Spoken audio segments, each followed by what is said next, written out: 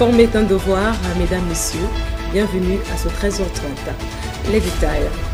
Au Cameroun, la crise post-électorale qui a secoué depuis l'élection présidentielle du 12 octobre dernier a fait 16 morts et conduit à l'arrestation de plus de 800 personnes, selon les chiffres officiels communiqués mercredi par le ministre de l'administration territoriale.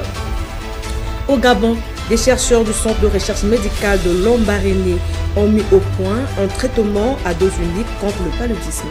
C'est une avancée scientifique majeure. Au Mali, la ville de Léré, région de Tombouctou, subit depuis fin octobre un blocus imposé par les djihadistes qui empêche toute entrée et sortie de la ville.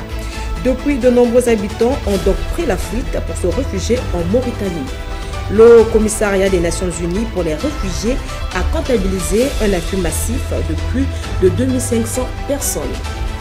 Le procès en appel de l'ancien président Nicolas Sarkozy dans l'affaire dite financement libyen de sa campagne électorale de 2007 a été fixé du 16 mars au 3 juin 2026, a annoncé la Cour d'appel de Paris jeudi 13 novembre 2025.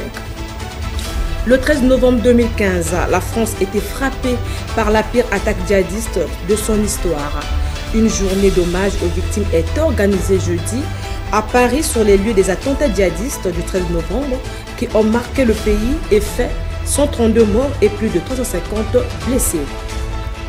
Après 43 jours de paralysie budgétaire aux États-Unis, un record, le Congrès a adopté mercredi soir une proposition de loi permettant la fin du shutdown.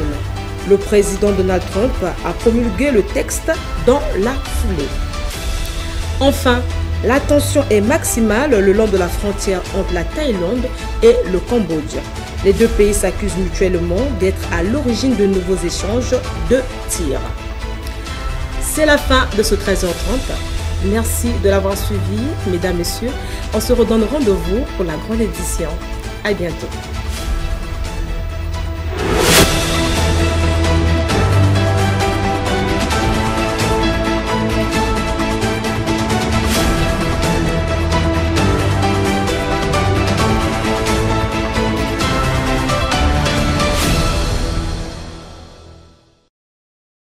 Thank you.